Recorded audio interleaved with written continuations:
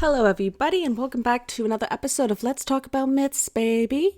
We're back this week with another conversation episode, and this time it's a little different because we're talking with Lee Moore of the Chinese Literature Podcast. Yes, Chinese literature, and generally, actually, Chinese history in this one, which is not something we ever discussed because it is far outside of our realm of expertise and what we present to the show. However, this was very interesting to us, and so we wanted to bring it to you all. See, Lee came to us and told us about an event that where the ancient Chinese possibly met the ancient Greeks in the 2nd century BCE, and that was way too interesting. So we had to pick it up and hear about it. So that's what this episode is about. It also just generally derails into talking about empire and colonization and stuff about China generally and studying antiquities and, you know, all those things. I was a little off my rocker while recording this episode. I was having a bad ADHD day, so I apologize in advance for all my cackling. Trust me, I can see it when it's coming up on the sound waves while editing, and I cringe every time. So anyways, I'll let us get to the show and enjoy.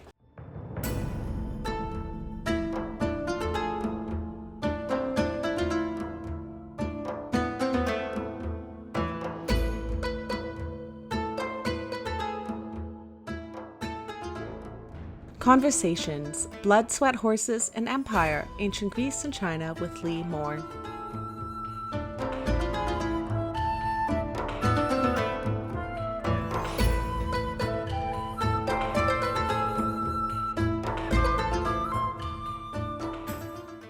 I mean, I have to admit, like, the topic you sent us is so unique that I'm a little like, oh God, what do I ask? So I think I'm just going to kind of let you introduce yourself and we can kind of go from there, if you don't mind. Yeah, let's do it.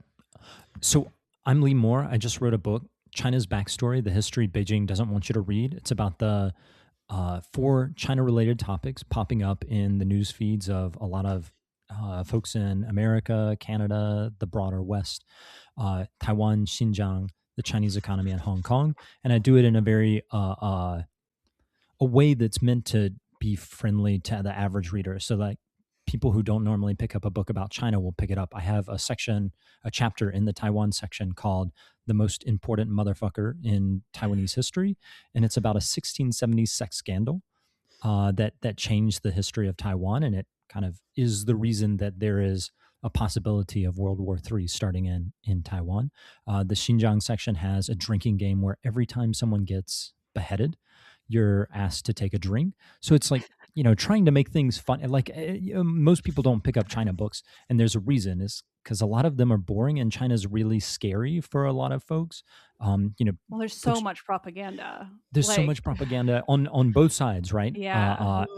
But it's even more than propaganda. I think it's like it's just really hard. Like if you don't know the dynasties and all of that, like the dates just kind of get really funky. So like, especially for a country that has been around, or like an empire really has been around that long. Like it's a lot of history, right? Yeah, they have to be one of the the longest contiguous, like, I don't know, like in culture in a way. I mean, that's a weird phrasing, and I'm sure it's problematic in ways I don't intend. But like, it just, it never really occurred to me how long China has been China. It's a claim that's often made when I was studying Chinese. They would say, we're the longest continuously existing civilization. Of course, that is a problematic thing. Yeah, I was going to say, like, as soon as I said it, I realized it was problematic, but it does make sense that they would say it too. Yeah. But it's just a lot to take on. So like trying to make it fun is what I did. The thing that we were talking, so the way that this comes to the ancient classical world is there's a bit in the Xinjiang section of my book. So the Xinjiang is this massive Alaska-sized chunk of land in the modern People's Republic of China that's mostly half desert, half kind of Siberia steppe. That's in the northeast corner of China. So if you're looking at a map, it's just above Tibet. And so it's like, this is gonna be me just trying to guess my geography skills. So it's like bordering like Russia and Mongolia. bordering Russia, know? Mongolia, but also Kazakhstan, Oh yeah. Kyrgyzstan. I always forget how big Yeah, right. Kazakhstan is. So, Yeah. the basically the former Soviet Union and Mongolia, Yeah. but even Afghanistan, it borders Afghanistan and Wow. Pakistan. So you can drive from Xinjiang into Pakistan. There's a road there that is occasionally closed, but so it's just this massive amount of land, but it's also very underpopulated. Compared to the other parts of China, it's not Chinese in the traditional sense. Like it's not Han Chinese. So you go out there and you feel like you're in a different world. You've got, 100 years ago, I think the population of Xinjiang was like 5% Han Chinese. It was mostly Turkic folks, so the Uyghurs, Mm. but lots of Oh yeah. Kazakhs, Kyrgyz, all of those guys are big there. That's so interesting. Yeah, it's China's one of those countries. I think about this with so many others where like there's parts that you just like once you know actually start to learn, it's like, oh right, this is like completely different from what I would imagine because these countries are so big. I mean, China is like, I'm sure they have again examples that I can't think of, but like I think about this in relation to Canada all the time as somebody who's like from the West Coast, but I live in Toronto and like it's cheaper for me to fly to the UK than for me to fly home. And like our country was never meant to be one country. Like Mm. that's called colonization. It's not a practical country. And China's an interesting case for that too, where it's not quite as big, but like it spans so much of the continent. That's just fascinating. Yeah, and so colonization is one of those things that a lot of Chinese folks don't want to talk about, but China is a colonial power, right? Like they colonized Tibet, they colonized Xinjiang. These are places that didn't have much in terms of Chinese folks, and it has a long history of Chinese folks coming in there and taking over. And so the particular Relatable. moment. What? Sorry, I Go for it. make comedy when I'm horrified. I just said relatable. I know about that too. It's happened elsewhere. God. Yeah, I can think of some examples from history. Yeah. But basically, so the Chinese start to colonize the region in 138 BC. You have the first Chinese explorations of Central Asia, and they may have actually run into the Greeks. There may have been a battle where they fought with Greek folks. We don't know. There's still a lot of there's a lack of archaeological evidence. It's not. So Soviet archaeology was really good, but these countries now are very poor and they're not super accessible. So we don't know exactly what happened, but basically there is this war. So a Chinese guy in 138 is sent by Han Wudi, the warrior emperor of the Han dynasty, out to try and make an alliance with his bitter enemies, the Xiongnu. The Xiongnu are, you can think of them basically as like pre-Mongolians. They live in Mongolian lands. And he gets captured immediately by the Xiongnu. The Xiongnu know exactly what's up. He gets taken, and they're like, you're trying to make an alliance against us so that we have to fight a two-front war. And he's kept in like open air prison, or he's kept as a captive for about a decade. Takes a right a long time. Nice. Yeah. He takes his Xiongnu wife. He has Xiongnu kids. He's living there, amongst the sheep herders of this part of what's now Mongolia, and they stop watching him very closely, and he escapes. And he actually completes his mission. He goes to Central Asia, and he meets a bunch of people. Some of them we know who they are. Some of them we don't. He meets the Yuan, the Kangju, the some others. He talks to people who tell him, the Seleucid Empire is over here. The Indians are over here, and we kind of know who some of these people are, like the Seleucids. Those are called the Tiaozhi, and it later on that's going to refer to parts of Iran and the Persian Gulf. And the his description, it sounds like the Seleucid Empire. We're not 100% that that's actually the Seleucids, but our best guess is That's really interesting. Yeah. So what is the evidence that, sorry, you're probably about to get to this, but like what makes us think it was Grace? or Greek colony, obviously. So I'm sure they did the Greek mainland. I mean, so no, they didn't go to the Greek mainland, but Alexandria Escute is the last Alexandrian city that's established there and it's established in Central Asia. We know pretty much the place where it is. It's in Tajikistan, modern day Tajikistan, the city of Kujan. And that's right there on the Siri Daria River, which the Greek is hang on, sorry, let me look. No, I love this. I'm also like not very good at Hellenistic and post-Hellenistic history, so I'm also just like, this is great. I'm it's the curse fascinated. of a classical scholar. We kind of forget things happen in the Hellenistic. Like, oh gosh, right? Things happen after the many things. century, right? So the name of the river in Greek is Jaxartes. So it's spelled Gaxartes. Does that make sense? Ooh. Am I pronouncing that kind of close to right?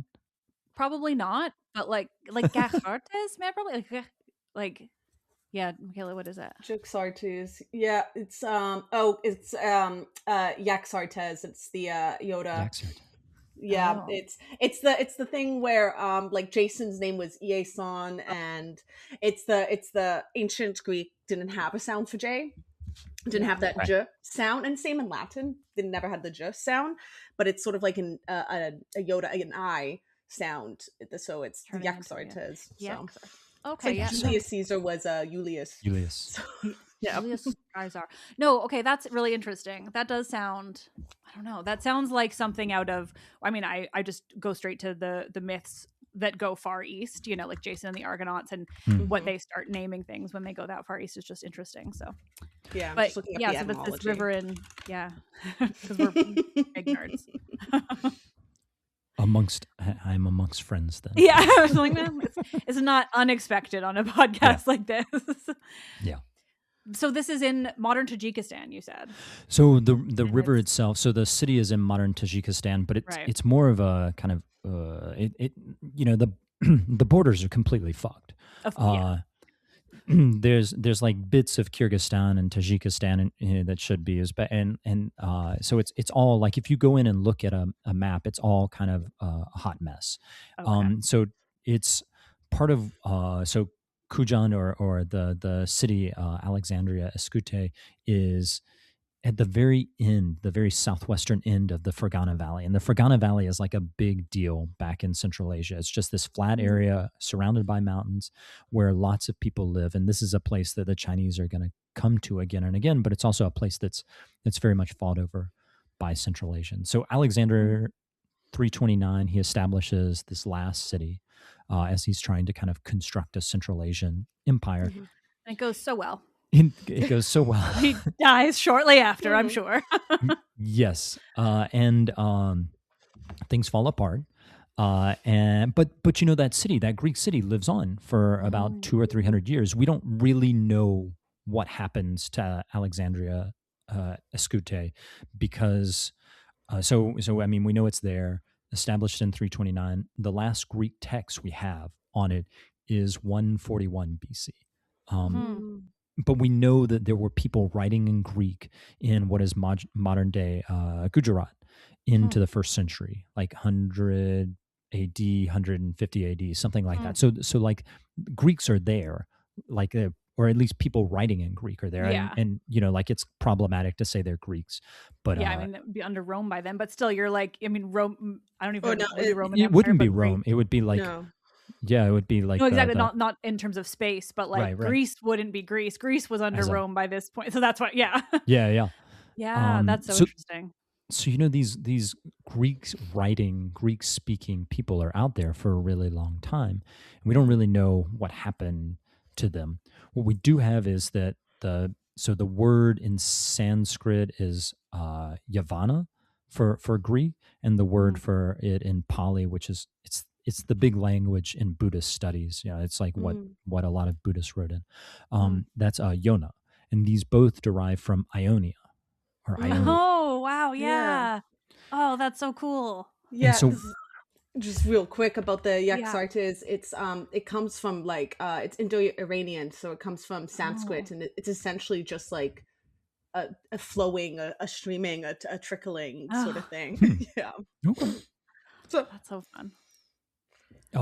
So we have this Alexandria Escute. It's established there on the you said it was Yaxartes. Yaxartes. Yeah. Yaxartes. This shows how much Greek I know. It's a on tough one.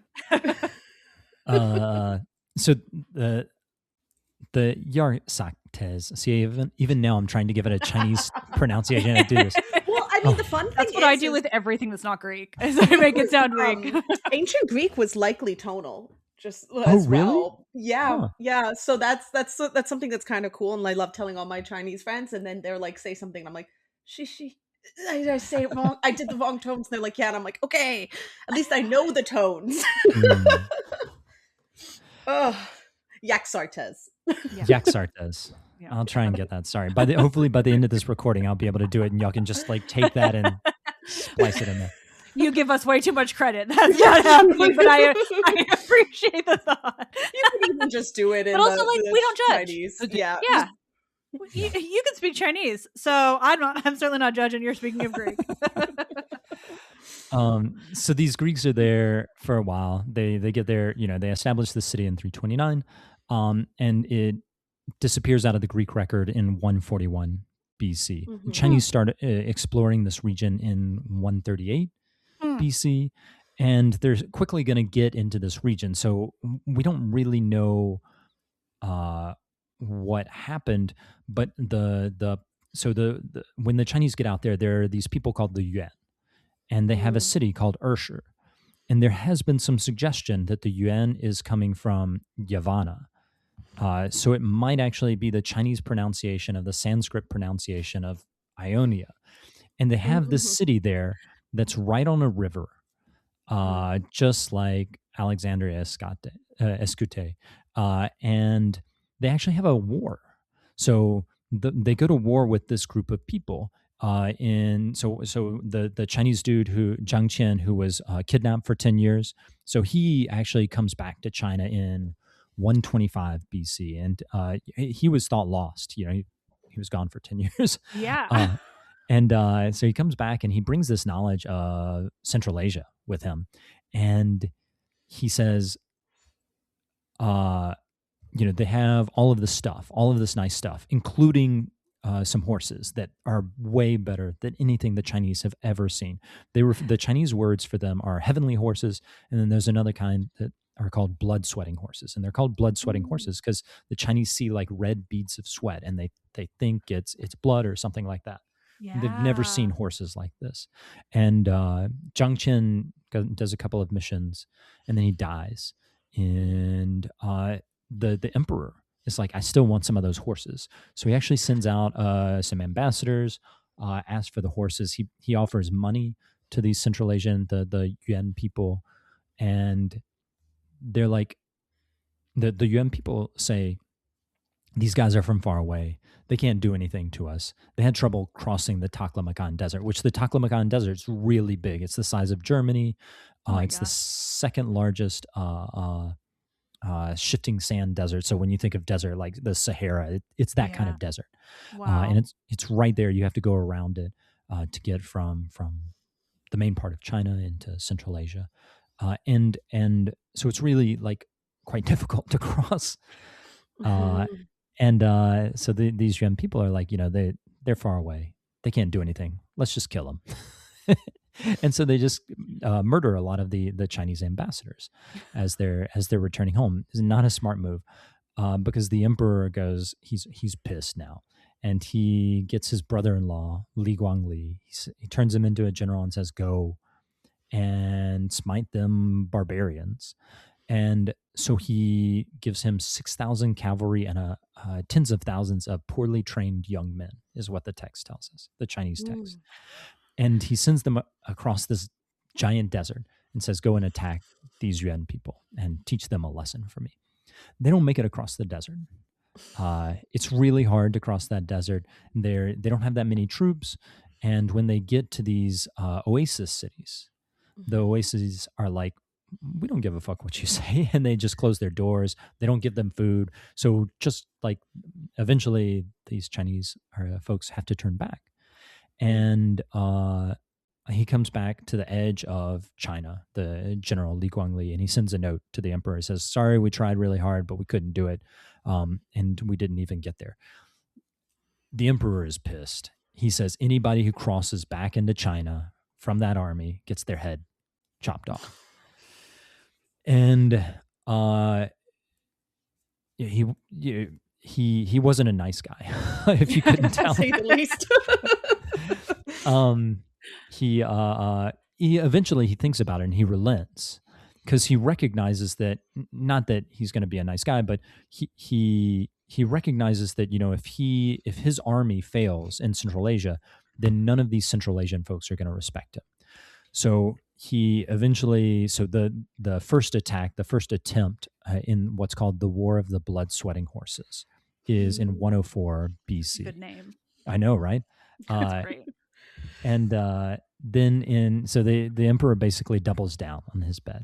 He gives Li Guangli 60,000 troops and 100,000 cattle, tens of thousands of camels, all kinds of stuff. And he basically empties out China's jails. And he says, you can use these guys as your, these convicts as your, to help you get across the desert and deal with logistic stuff. It's this massive army crossing the desert. And this time when they cross the desert, most towns open up. These oasis cities are like, "Ooh, this is a big army. we're gonna feed them and open our gates." And one doesn't, Luntai, and they get destroyed. Their leader gets his head cut off.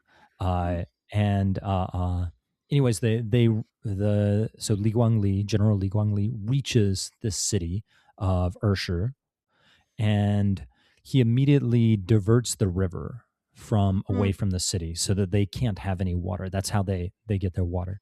And the Yuan people are like, "Whoa, we really fucked up.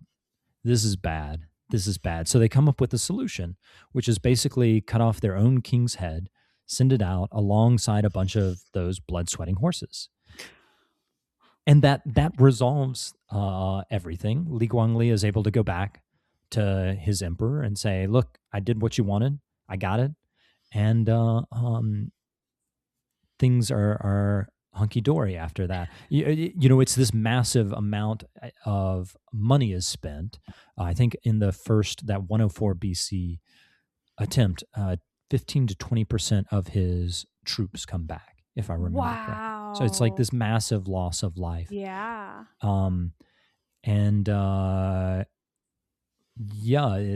That's the beginning of Chinese colonization of Central Asia. You have Zhang Qian, who is an explorer, and then you have this military expedition, and then about 50 or so years later, you're going to have settler colonialists coming into modern day Xinjiang and settling along there. So the Chinese have actually been in this region for a really long time, over 2,000 years, but their occupation of that region has been very limited. It's only been for short bits of time. But it's interesting to think that this might be the only time when Chinese armies met Greek armies on the field.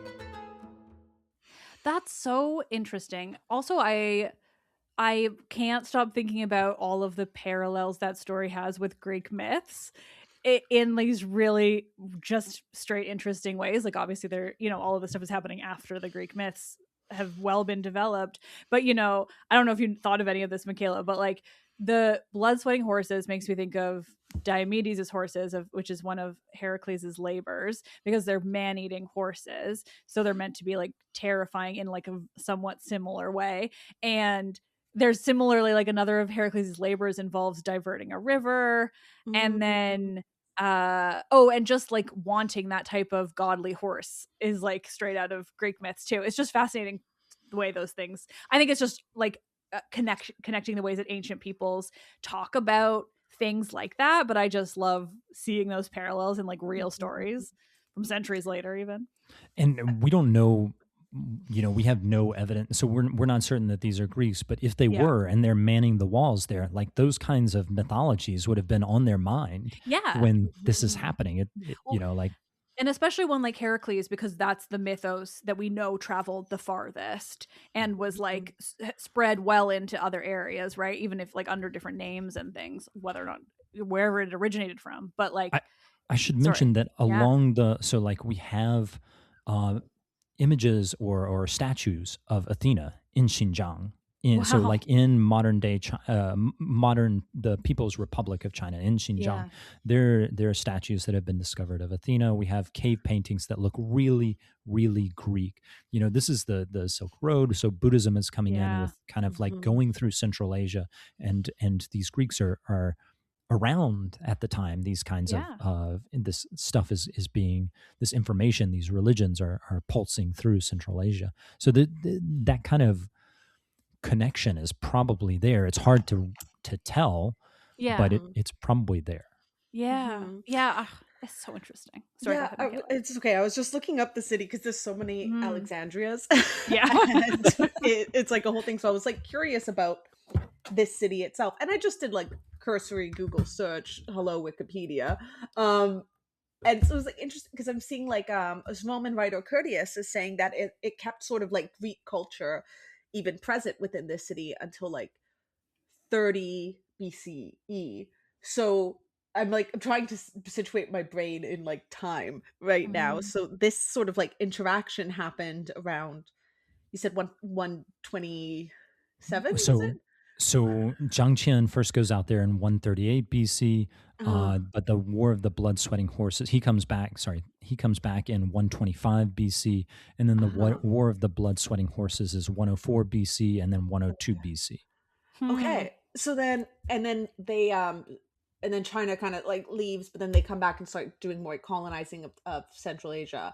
Yeah, You said 50 years later.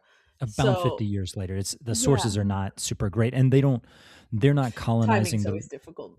yeah, they're not colonizing they don't really, so at this point they're not coming that far out. There are occasions, so Mm, later on, China's greatest poet Li Bai, who's born around the year 700 AD, he was actually born in modern day Kyrgyzstan, and he probably okay. wasn't Chinese. And there are Chinese colonies deeper into Central Asia than, like, even farther than modern day China Mhm. extends. But at the very least, like the Chinese colonizing that region 50 years later probably didn't make it to Tajikistan, but they're out there. They're Yeah. trading the yeah, arms. There's an awareness of Yeah. each yeah. other. So I'm curious, like, if there is any indication, and maybe this is not a great question, but I don't know, but like if there's any indication of something that seems Greek-esque coming into China, and if there's like that cultural sort of like trading and between each other. And I don't like that may be something that it's easier for like someone who is trained in classics to see. But I'm curious if we So see anything Greek like then moving you in. know the Buddhism, I'd say, is the most prominent example. You have lots of artistry that's coming in that's clearly has something to do with Greece. Hmm. The faces look kind of, I mean, they look not Indic, but they look, and certainly not Chinese. And the Chinese are very aware that these people look really different. That would, Hmm. I think, be the clearest Hmm, example. interesting. That's really interesting. Yeah, Can I take a look really quickly? I think I have a yeah, better Absolutely. yeah. answer. Yeah, so Michaela, just to Yeah. answer your question, so I was looking up where that statue of Athena was. So Oh there yeah, were yeah. tons of there was Athena and some other Greek gods who were on tablets in the Silk Road city of Nia, which is kind of on the eastern end of the Taklamakan Desert there. So it's something that probably did go farther Hmm. into China, but we just Wow. have evidence of it Yeah. there. These are such, That's these really are connections you never think about. Like you just, Yeah. because the fields of study even are just so separated. Yes. Like, Yeah.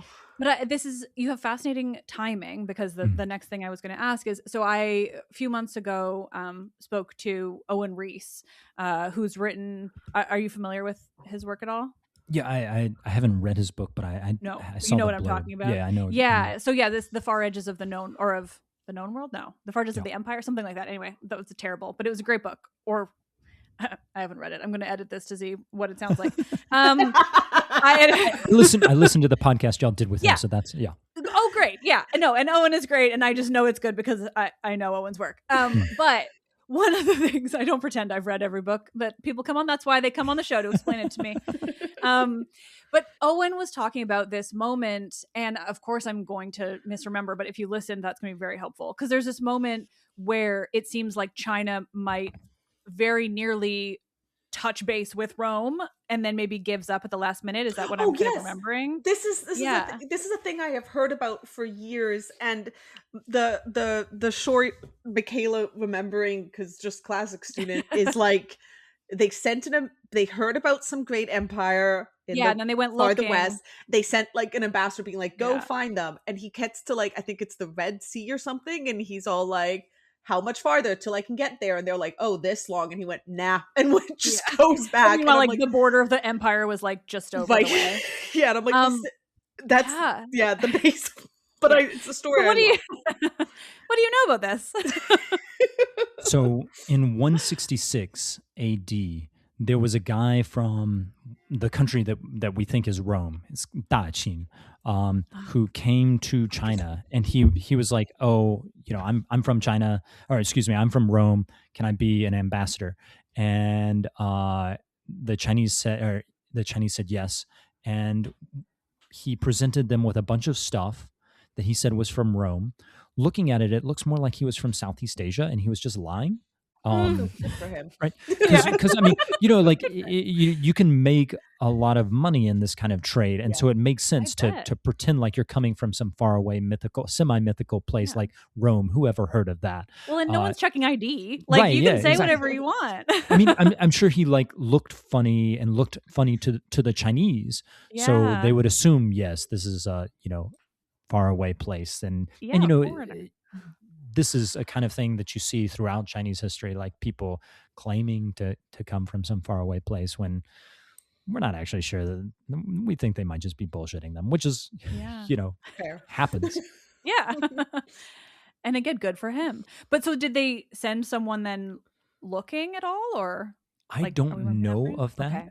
Okay. But I'm not as necessarily, like, I could have totally missed it. We don't have that much in terms of like Roman money. Roman coinage really doesn't appear in China until it's Byzantine. It's not like classical what you think of when you think of like Rome.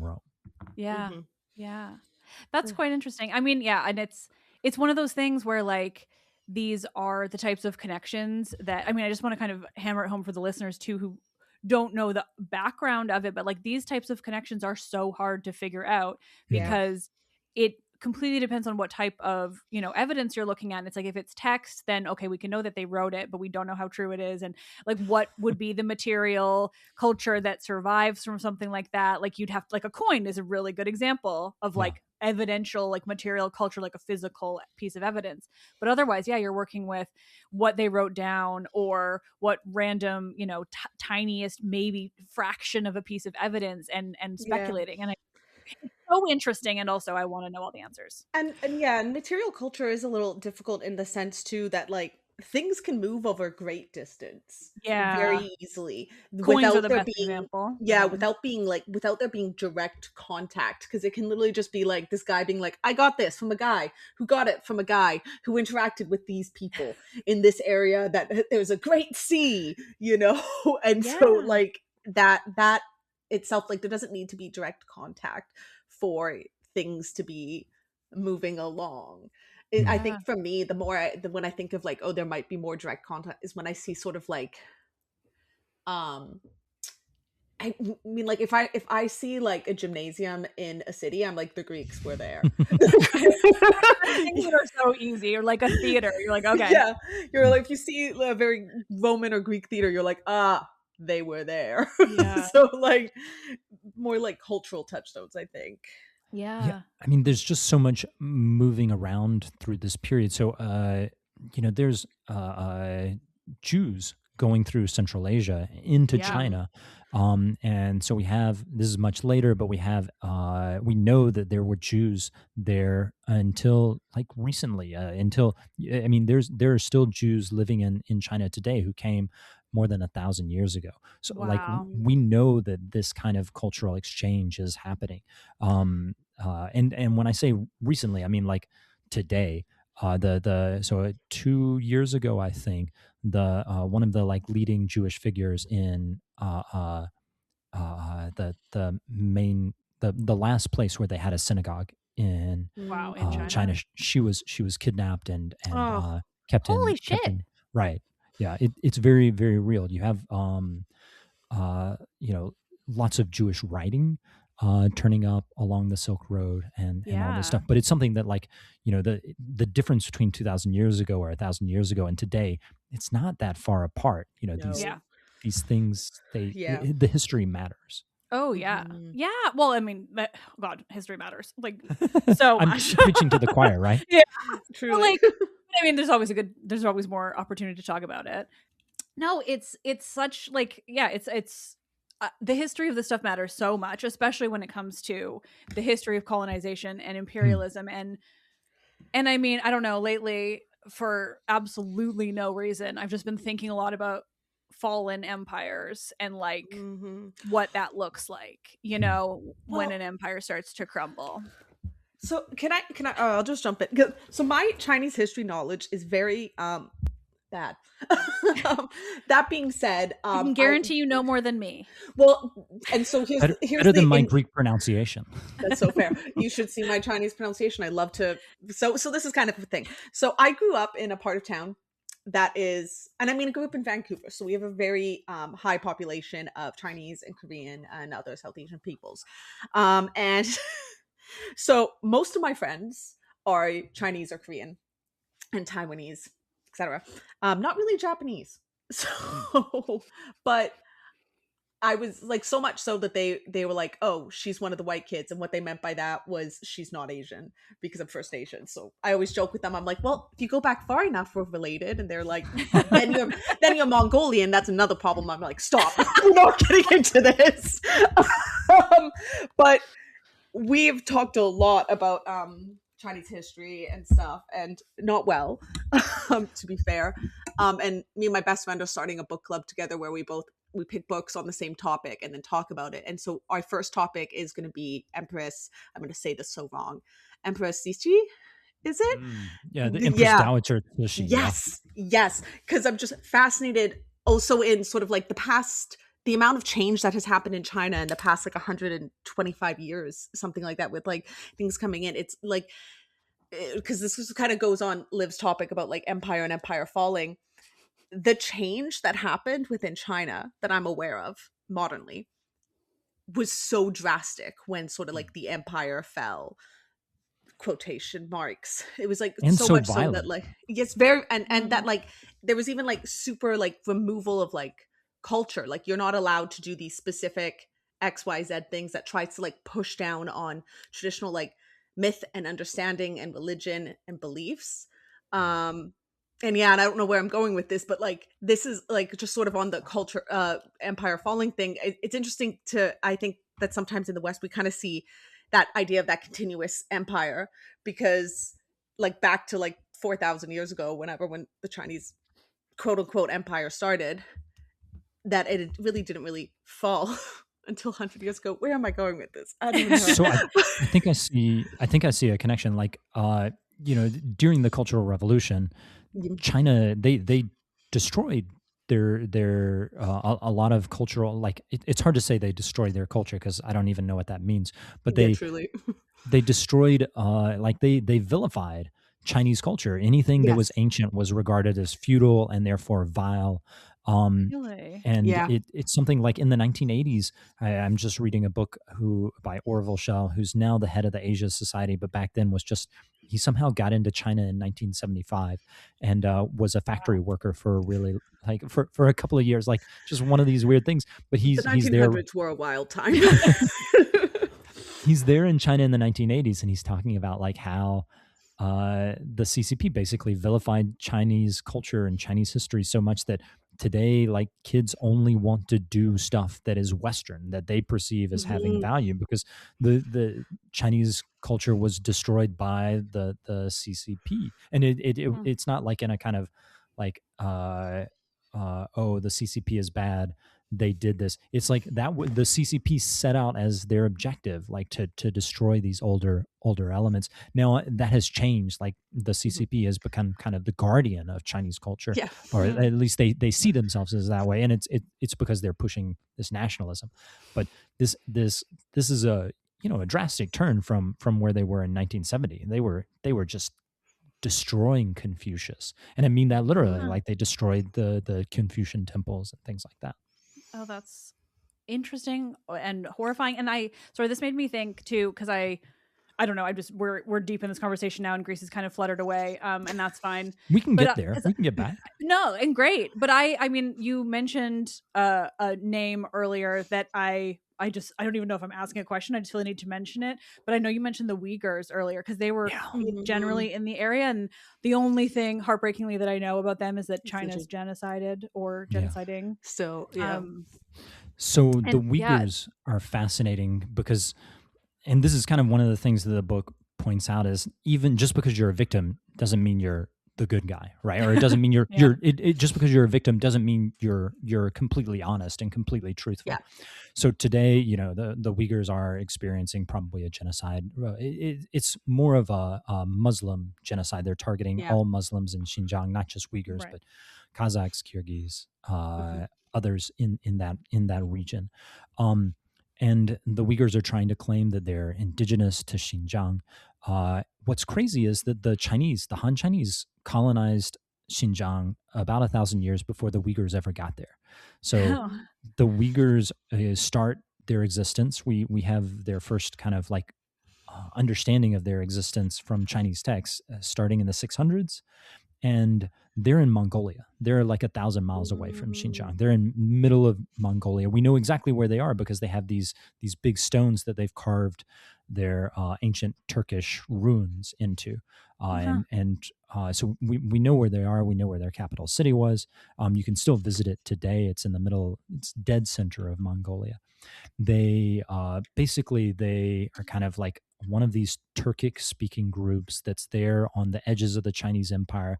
They're growing in importance. They establish an empire, a Uyghur empire, in 744 AD. And then almost immediately they become very wealthy by basically, instead of, so most Turkic groups and most of these non-Chinese groups that lived in north of China, they would come into China and they would raid and rape and pillage and just do all of that stuff that you kind of like pirates of the steppe. I mean, I feel like both sides. I feel like we all do this. Yeah, every side. But the way these groups all did this is basically like the step to like, if you're on horseback, Chinese armies can only chase you so far before they run out of food. So if you just don't have stuff, if you just, all of your stuff can be packed on a horse, you can run really far to the point where it's just not cost effective for the Chinese to come after you. So that's what these other groups would do. The Uyghurs actually make an alliance. They save Tang China. So Tang China is in the 750s, a guy who's probably Persian, Turkish. His name is Anlushan. Just to bring it back to Greece a little bit. So Roxanne, the name, is the Persian word of the wife that Alexander, the last wife Alexander marries. That's the same, like Lushan, Anlushan, the Lushan there is the same Persian word. These worlds are connected. So Anlushan, he rebels. It tears the Tang Empire apart. The Tang is like the cultural apex of Chinese-ness, and it just rips it apart, and it never really recovers. Anyways, the Uyghurs, the Uyghurs, they become big by basically saying, hey, we'll help you, we'll be your cavalry, we'll be your get it done force. And so they save the Tang Empire. And then they get rich, and then they completely collapse in 839, 840. And they, some of them go into China and disappear. Some of them go to Xinjiang, and they form an empire there. So they don't get to Xinjiang until like the 850s. 1,000 years after China has already started colonizing the region. And they are colonialists too. When they arrive, they come in on horseback. There are groups there who are already there. They take them over. And they have this small, weaker kingdom that lasts for a little bit. They get colonized as well while they're out there. But eventually they are kind of saved and destroyed by Genghis Khan. So the Uyghurs have this close relationship with the Mongols. The first person to write Mongolian is actually a Uyghur. Uyghur comes up with the script. It's based off of Sogdian, which is connected to Aramaic. So you have this surprising connection. Like Aramaic becomes Aramaic writing, Aramaic script becomes Sogdian, becomes Uyghur, becomes Mongolian. So like the traditional Mongolian script is actually loosely has this connection to Aramaic, the language that Jesus spoke. Yeah. I was getting French Canadian vibes from Aramaic. No, from the Uyghurs. Oh yeah, fair. Yeah. Well, I'm allowed to colonizers who were colonized. Yeah, and that's a bummer. But not as bad. What happened to my book? Yeah. They're not. They are victims, but they're. Oh yeah. Well, they're also victimizing, right? Like no one's innocent. No one's innocent. Well, yeah, and that's 1,000 years ago too. So it doesn't really change anything about the people getting victimized today. And that's right. Yeah, and because I do remember when I first started hearing about it, I always heard not just the Uyghurs, but the Muslim Uyghurs. And so I think that's interesting because is this okay now? We're so, but I'm so interested. Because you were talking also about the last synagogue in China and the woman being kidnapped. Is this is this a thing against like I don't want to say like Western religions, but sort of non-Chinese religions? Yeah, absolutely. This is like a it's a thing. Yeah. And what's crazy is the current Chinese government perceives Buddhism to be a Chinese religion, even though we know like it started in India, right? Like it's totally arbitrary. But Islam. Thing happening with Christianity though. Oh yeah, absolutely. Oh wow. Really? Okay. Yeah. So it's wow. Yeah, it started with Christianity. Actually, like really? It was yeah. So she is there in Zhejiang and Fujian, probably, I forget the exact dates, like in the 90s, early 2000s. He's there, Xi Jinping, and a ton of crosses go up on these churches. He really doesn't like it. So Zhejiang, there's a city called Wenzhou that's referred to as China's Jerusalem. Just because it has so many churches, which doesn't really make much sense because there's not actually that many churches in Jerusalem, but whatever. But those all get torn down as he takes power in the late 2010s, early 2020s. Those are destroyed. There's many more Muslims in China than there are Christians, and so I think there are more Muslims in China than there are in Saudi Arabia, if I remember correctly. Well, based on China's geography, again, that's what colonization does. Like, that's what happens when you take over such a large amount of space.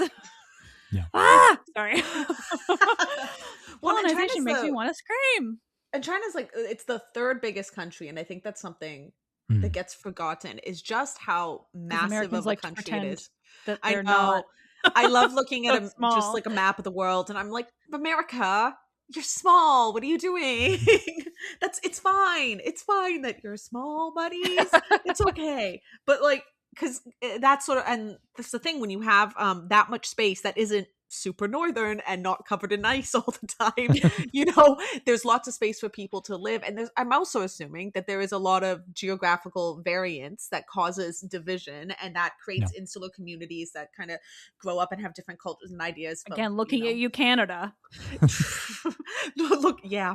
Like, honestly though, like how I grew up on the, like, it's just, but there's I just mean like the amount of land. Yeah. Well, yeah, because I always think that's wild is to think about is there are more language groups in British Columbia than there is in Europe, I think.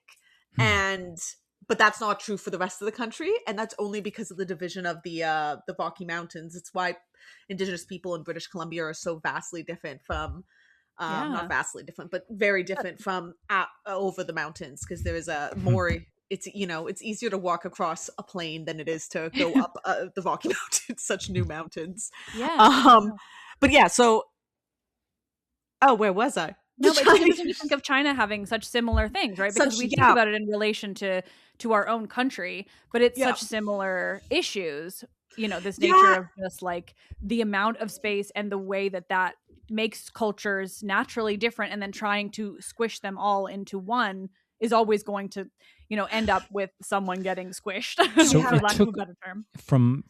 So China has a base in Lanzhou in the, I think, 1820s. So this is the Qing Empire.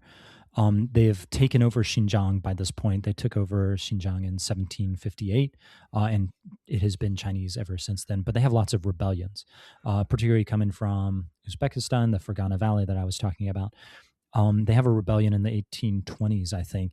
And from their most westerly base, their most westerly kind of logistical hub, it takes them 6 months to get an army from there to the other end of China, as far west as you can go. So to Kashgar, which is right there. It's the city kind of on the border with Kyrgyzstan. So it's just there's like I said, you had to cross a desert. There's lots of mountains in the way. Just like in Canada, it's not easy to move troops across mountains. So there is that kind of geographical diversity that y'all are talking about. But it's also the history of empires, right? Like a lot of the Muslims came into China as conquerors, right? The head of finance, the head of China's finance in the Yuan dynasty, the Mongol dynasty that ruled over China for 100 years, his name was Ahmed. Right, he was a Muslim guy from Central Asia. The Muslims during that period when Kublai Khan ruled China, the Muslims were in charge of the money. Like the Mongols chose Central Asian Muslims, and they said, you're going to be in charge of the money. They didn't put Han Chinese officials in charge of the money. They chose these Muslim bureaucrats to be in charge. And when that collapsed, they were like, what are we going to do? And so that's why even, I've been to villages on the border of Vietnam where you have half Muslim, half Chinese villages, and they're divided, and it's very tense. These people just wound up there as kind of the orphans of empire. Orphans of empire is a great term. And it brings me right back to good book title too, right? It is, yeah. It brings me back to one of the other things that my conversation with Owen Reese, like that I will never let go of now, is that there is evidence of Greek colonies in Ukraine that lasted longer than the rest of Greece because they were so far away from Greece. Yeah. And it's just one of these things that I think we don't think about enough. We think, I mean, unless you're in these worlds of like researching this level of history, it's so hard to get access to that, because otherwise you're just imagining these places as like singular entities, like existing in this vacuum, but it's so much more interesting to be like, look at all of this overlap of these ancient peoples. And I mean, you have those Greek colonies lasting in India until 100 AD or something, right? It's just, see, another great example. So weird how these kinds of things kind of they can kind of hold their own, and it doesn't fit into the history of the nation state that we think of. China exactly the same for the past couple of thousand years. We're just going to project that immediately back. No, it didn't work like that.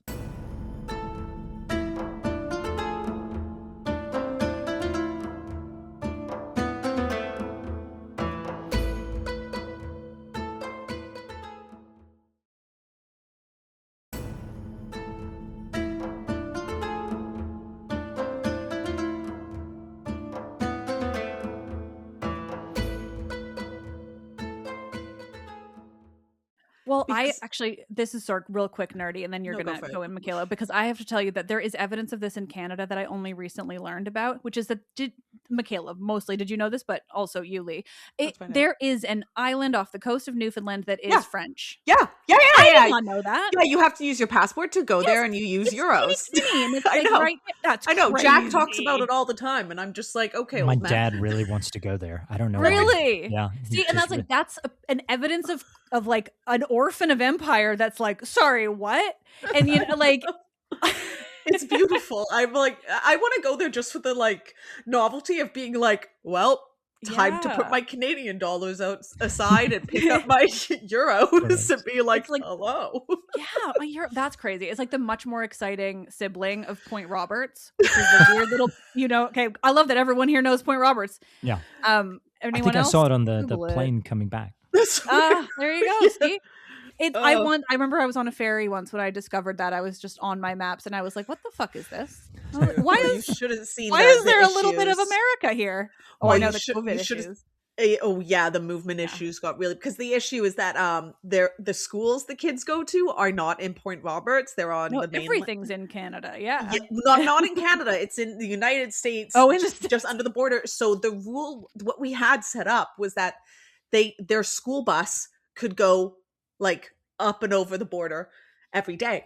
Yeah. And then all the issues started in the past like year and a bit, and now there's a lot of tension. There's a lot of tension where it's like, we don't know if we want to let you be crossing our borders or something. I'm like, Do they they're have to- all 8-year-olds.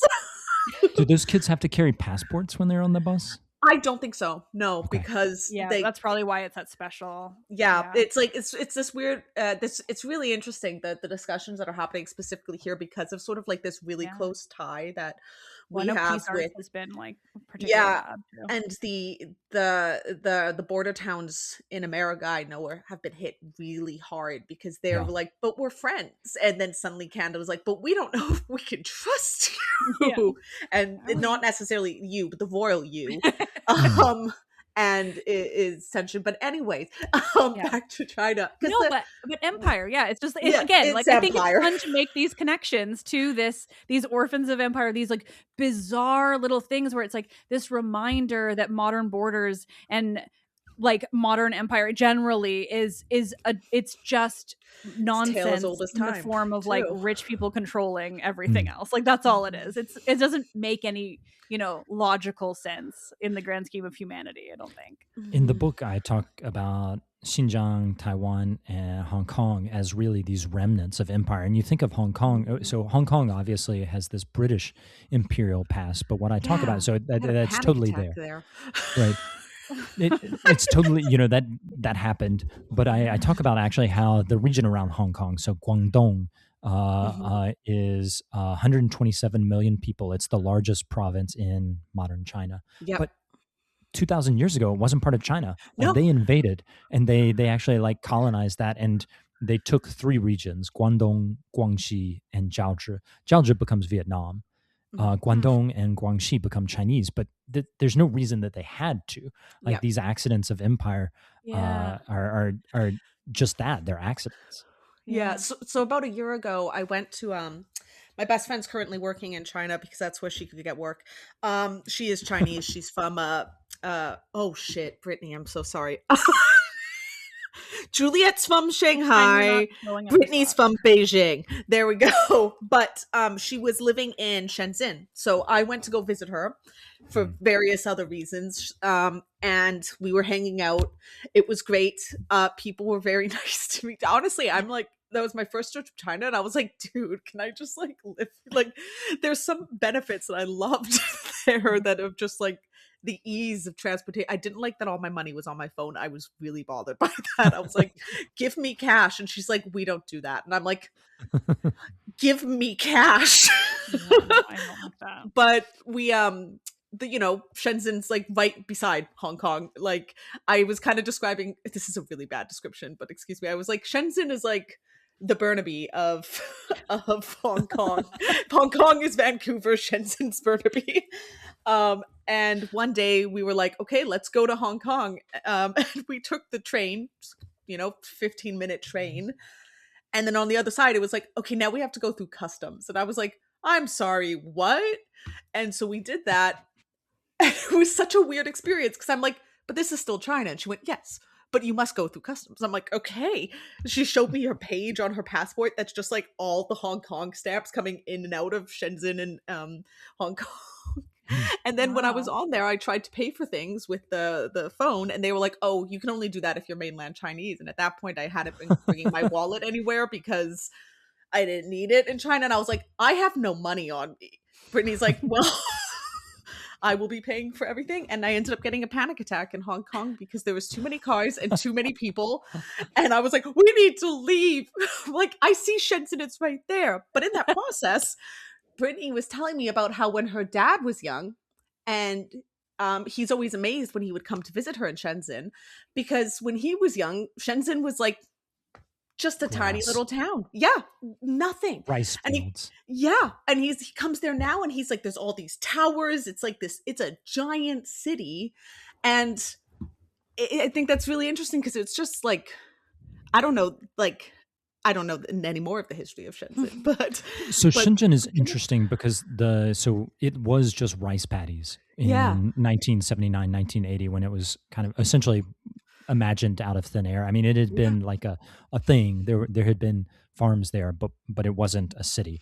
Mhm. Part of the reason though it wasn't a city was artificial. The CCP actually kept it underdeveloped intentionally because Mm, people were running from Guangdong in and trying to escape into Hong Kong. And so okay. that actually Oh. having no city there made it easier to monitor that. I actually had a Yeah. professor, a friend whose father was from Guangdong, and he actually fled to Hong Kong in the 1970s. He had to drink his own urine and swim Oh my across the border God. and stuff.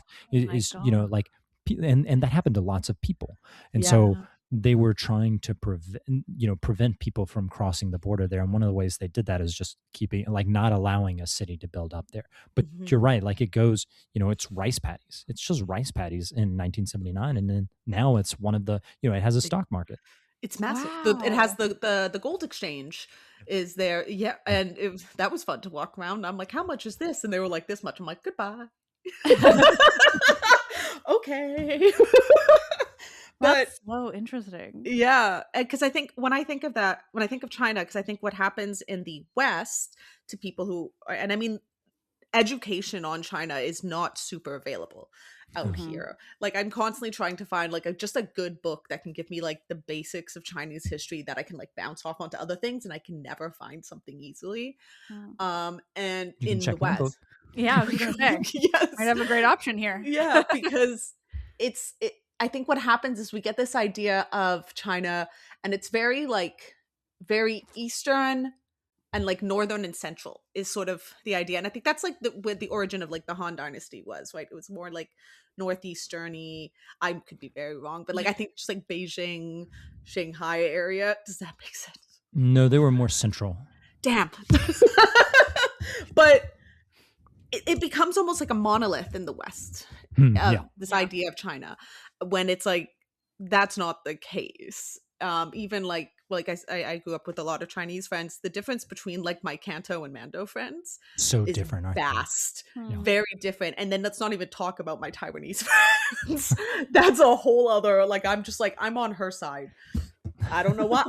I'm on her. I'm First Nations. I'm on her side, and actually, all my other friends are also on her side as well. Like, So it's totally outside of like Mediterranean Greek stuff, but like you yeah. think about China as being so like people talk about China as not being an imperial power, but Taiwan Mhm. is actually this awesome case to show how imperial it is. It was actually a ruled over. I mean, in the year 1600, it was 100,000 Aboriginal people. There were almost no Wow. Chinese people there. The Dutch come in 1624. They establish a colony. They bring in Chinese across the water, just like the Dutch did and other European colonists did in North America, where they brought in African slaves. The Dutch in Taiwan bring Chinese folks who are familiar with intensive agriculture. Mm. They have this long tradition of intensive agriculture, and they develop it as an agricultural economy. And slowly, they're pushing the Aboriginal folk up deeper into the mountains and onto less and less desirable land, at least less and less desirable for an agricultural empire. And Mhm. then the Chinese take over and continue that same thing. So there's this kind of Mhm. interesting question of like how imperial China is, and it's very Yeah. imperial. It's very Oh, Yeah. I would colonialist. assume, yeah. Yeah. I think it's such an interesting, like, I just think the propaganda is so interesting. And I say this as somebody who, like, admittedly minimal, knowledge of China, except for I just know that I am like aware of everything that is said about them and the US, and I'm always kind of like, okay, who's what's actually happening here, because these are two countries that like propagandize about each other, and that it fully translates into Canada too, but it is coming from the States. I mean, even like at every level, it is originating from, I think, America's relationship with China, and then how we have to adapt.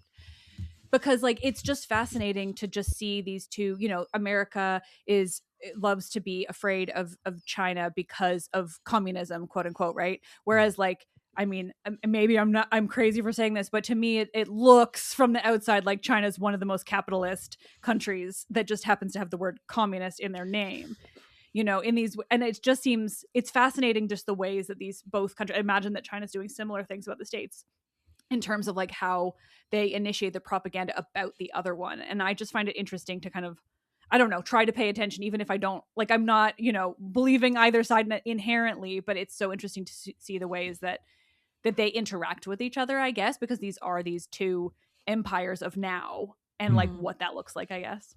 Yeah, they do mirror each other in some ways. I would say though that, so like China looks much more capitalistic than it is.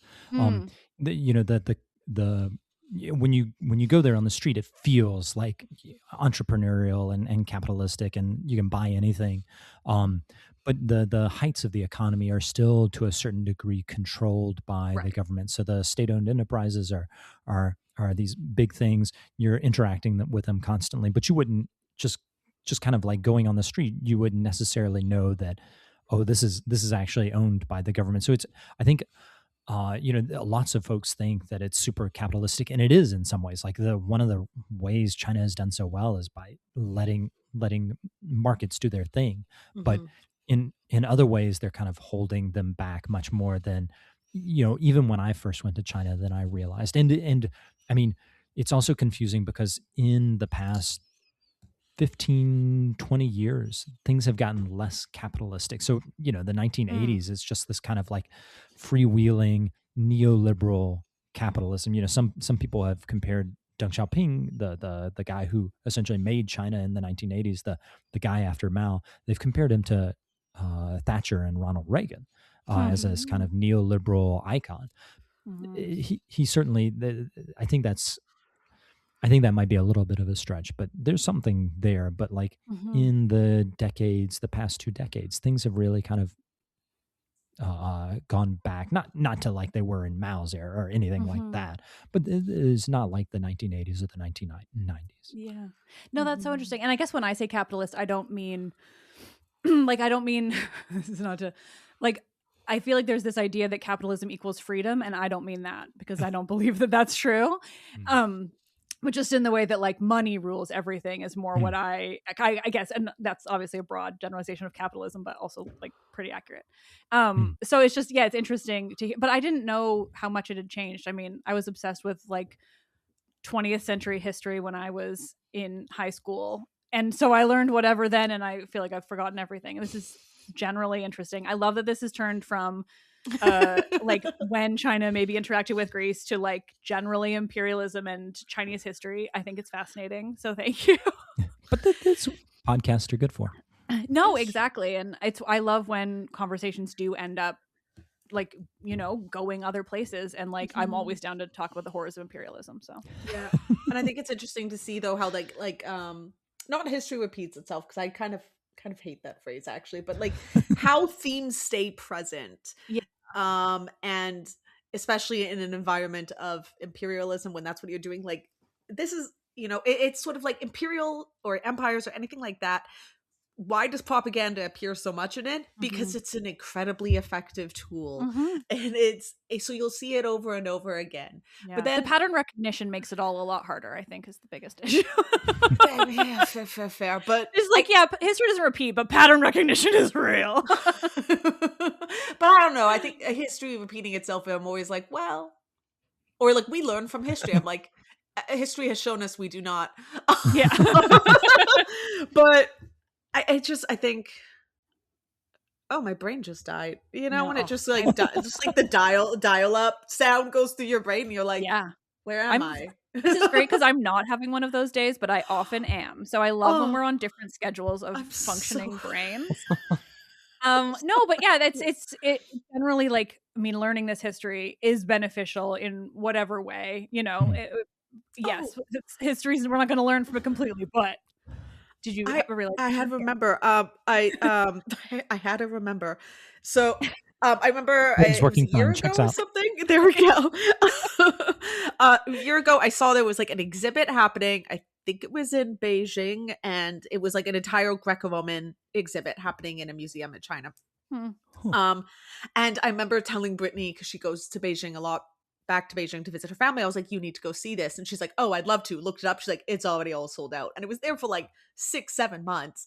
Hmm. And I was like, Wow. how did that sell out that fast? But I'm curious if if there is an interest for ancient history in China that is in some way connected to um or that has sort of like if there is like a reverence, I guess, in more that's more now Can happening Similar to for ours, you mean like Western, like a reverence for like Western? almost like that, not necessarily with Greece and Rome, but sort of a looking to the ancient past with a positive mindset that's almost Mm. glorifying things, not just in the West but in also Chinese history as well, Eastern history as well. If that is that on the rise, because you were saying how sort of in the 80s, 70s, 80s, there was like sort of a vilifying of it. But now Hmm. there's more of a pushing towards like, this is Chinese, this is modern, and Mm. or this is our past. Is that happening? Yes, absolutely. So two answers to your question. So China is now actually experiencing a kind of blooming of classical Greek and Roman studies. Like the New York Times Interesting. just did Glad in someone is. yeah. No, but the Chinese just, or excuse me, the New York Times just did a story on it on March 8th, I think. Oh, wow. This is very Looking at it. recent. Yeah. So, yeah, March 8th, how China learned to love the classics. So, people are really engaging with Greek and Roman sources in Oh, China. So, there's this kind of, I mean, I don't want to say it's like this huge, everybody's, learning Latin or anything Yeah. like yeah. that. Yeah. But, But it's the thing. more than you would expect. Chinese Yeah. folks are engaging with classical sources, Huh. Greek and Roman classical sources. To answer your other question, Michaela, Chinese history is kind of the religion of China in some Oh, in some okay. ways.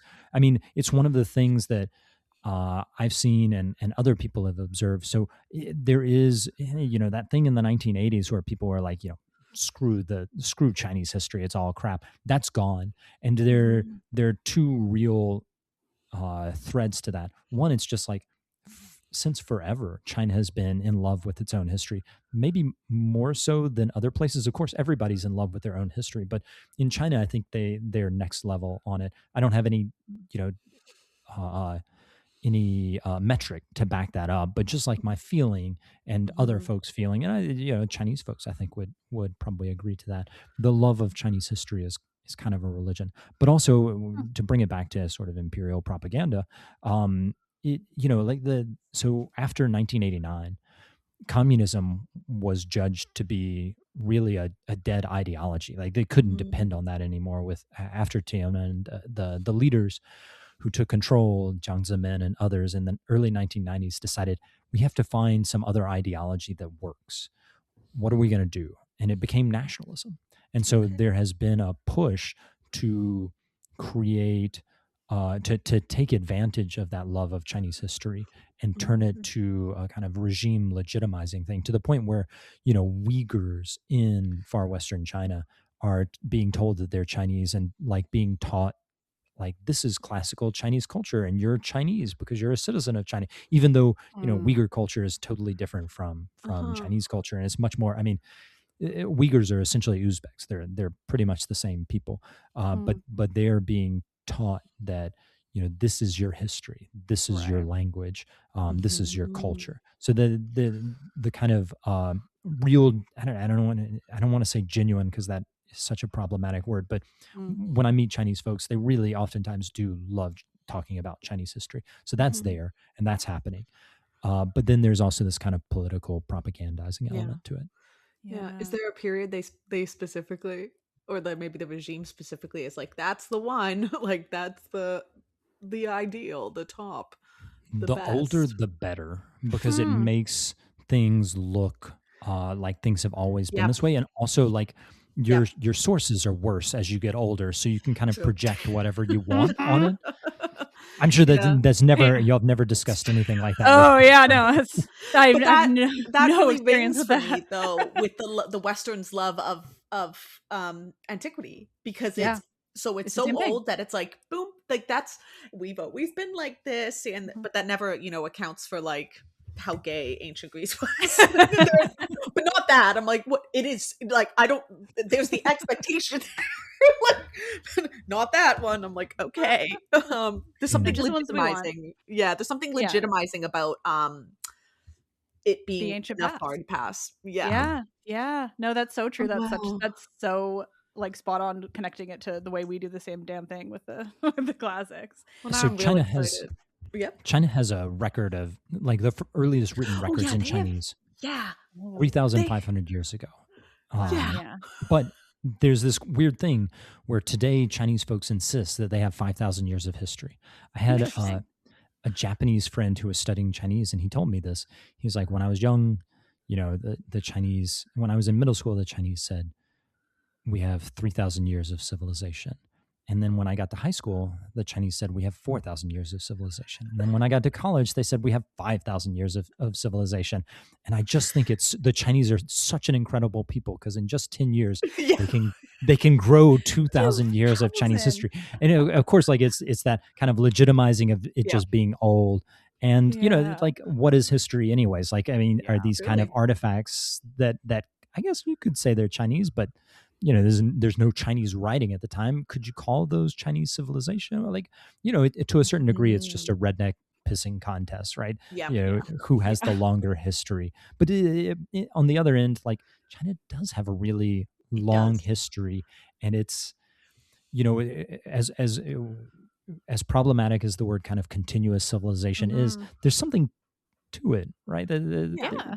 We You can can say read that in a stuff. more impressive way, I think. Like I think of it as just thinking like, oh, how long China's been around. Like just as a statement of fact, it's interesting because Yeah. I mean, they don't, it's funny that they do add on these like extra 2,000 years, because like, no, you guys are like a really old civilization. Like that's pretty cool for you. You don't have to like tack on some fake ones. Like Well, you're there. yeah, and or it's like when you hear of like Chinese tourists in Europe, and they're like, "This is a 400-year-old building," and they're like, "Oh, it's new," and it's like, No. like just sort of that vibe of like 400, 500, 600, even 1,000 is young for them, Yeah. and it's like, Meanwhile, yeah, I, as a North American, I I'm went like, to this the is UK and I was like, 25 years old. everything's so old. Oh my god, it's stunning. And like walking around like nothing's so old at I'm all. gonna be so honest. That's me if I go to Montreal. I'm like, wow. No, but that's because Montreal, and like Montreal is the Canadian example of that. You're not wrong. And there's areas of Toronto that are similar, but Montreal is absolutely like. But I mean, it that's was in the colonial first mindset European, versus yeah, because it yeah. was the first European Yes. settlement Yeah, here, yeah, right? truly. So it's like it is the oldest if you look at it that way, but only because we conceptualize it in the form of like what buildings looked like. That's when something means it's old, Now I'm excited to go back Yeah. to China at the end of this year. Oh, yeah, you're going back. It's Well, interesting. yeah, So like China is really has this long history, yeah. but also like if you only conceptualize it in terms of buildings, there's not actually that much old stuff there. So Xi'an, I Yeah. don't, Michaela, did you go there when you were there? Like the terracotta warriors and No, I was only in on the east side. yeah, I was only in Shenzhen. Wait, the Terracotta Warriors aren't in Shenzhen, are they? No. That's in No. the center of China in Yeah, the yeah. old capital. Yeah, I was so only the- in Shenzhen. like the only building there. So this building, the city has 2,000 years of history, but the only buildings that we have that are really old are from 600-700s AD, and there's just two of them: the big goose pagoda and the little goose pagoda. You go there and you see these giant imperial walls, and you think like this is the imperial walls from 2,000 years ago, but no, it's like those walls are like 400, 500, 600 years old. So there's this kind of gap in between, like the history, like the stuff that we have records of and we know existed and we have archaeological evidence for it, and then like the stuff that you see, the buildings that you see, oftentimes they're as old as like the stuff that you see in Europe or not North America because it's so recent. But I mean, there's some stuff that's 400 years old here in North America. So like the gap between history as a invisible. record and what's Yeah. visible Yeah. is really stark in China, and it's something that you can overlook when you go there. It's like Mhm. you assume that this is a couple of thousand years old, but it's not. Yeah. Yeah. Yeah. I once went That's to really a interesting. Yeah. I once went to a part of the Great Wall, and it's the very end of the Great Wall, and we were like hanging out there, and then I realized that right across the street there was another end of the Great Wall that someone else. I mean, so people two competing. So it's the area about where the Great Wall ended, but two competing entrepreneurs had built fake Great Walls and were like selling tickets to both of them, and you're just like, this is so fake. But God, that's delightful. Dude, that happens in like Greece all the time as well. Yeah. Especially if you're a tourist, you're like, whoa, what is this? Like I just think of like just like or like little things like Kombaloi where they're like, this one is the most important one. It's some generic Yeah. Kombaloi, and you're just like, Yeah. I'm like, I know, but it's why it's like all my Chinese friends are like, you can't go to China without us because you're gonna get scammed. And I'm like, yeah, well, you know what? That's life. I don't know what to say. Or worse, my roommate's mom, who's known me since I was 6 years old, she's from really fun fact about her. She was the original she was the one who recorded the like the station announcements for the original Shanghai Like metro station? metro Or station. metro Oh. trains? Yeah, and when Juliet told me that, I was like, dude, do you know how many people like have heard your mom's voice and has like associated her voice with like their home station and whatnot? And she was like, I never thought of that way. I'm like, yeah, that's Yeah. cool. But when I first told her I was going to Shenzhen to visit Brittany, she was like, you're gonna have your kidney stolen. I went, what are you talking about, Christine? Come on, no. And then I told her Brittany moved to Shanghai, and she went, we have to go to Shanghai. Shanghai's the best. Shanghai has the best food. Blah blah blah blah blah. And I was like, you sound like you're from Shanghai right now, Christine. And also, they probably do have amazing food because China's food is just great. I can't explain to them that I have celiac disease, but I don't care when I'm there. I'm like, I don't care. I'll die. Real Chinese food, yes. Is her mom's voice still used in the Shanghai No, subway? not anymore. Oh, No, too bad. but originally, yeah, it was. That's so cool though. I know. Juliet told me, she was like, "Yeah, this," and I'm like, Like, why no, are you that's like, so cool. What are you talking about? That's nothing. What are you? That's amazing. Honestly, But my she's parents always worked thinking at like it that way. a tourist attraction when I was a kid, and I love telling that story. Mm. Butterfly Gardens, anyone? What? Where? Where's that? Here? Victoria, obviously. Oh, Victoria. Right. I'm sorry. Yeah, Victoria, the place you know that I'm not from and don't like. Hey. Vancouver hates. It's my job. It's my Well, job. technically, Okay. I don't live in Vancouver. Anyways. This has been utterly delightful and has devolved in ways I do love, but I'm also going to wrap it up for us today. So fair. Thank you, Lee. This has been so much fun. Yes, Can you thank remind you. everyone again, like the book title, where they can get it, anything else you want to share? Sure. It's China's Backstory, The History Beijing Doesn't Want You to Read. You can get it on Amazon. You can get it from my publisher, Unsung Voices Books. And I'm also the host of the Chinese Literature Podcast, a little podcast that we do on Chinese literature. That's so exciting. That's very Beautiful. cool. Yeah. I guess that's what you want to share. Sorry, my brain is now tripping up. This is what we're the tail end of things. ADHD is a bitch. Well, again, thank you so much. This has been really interesting, and we're always a little like wary about going too far beyond the Mediterranean because you don't know how the conversation's going to go. But this was delightful, and I learned a lot about China. So thank you so That was much. fun. I hope I stuck within the boundaries of like No, it's where I could go. Oh gosh, absolutely. And fantastic. we got enough in about Greece, which means then we can just talk about what other Greece. It's fine. go. There's no There we go. rules here. Yeah. Liv, Michaela, thanks so much for having me on the show. Thank you. Thank It's been you.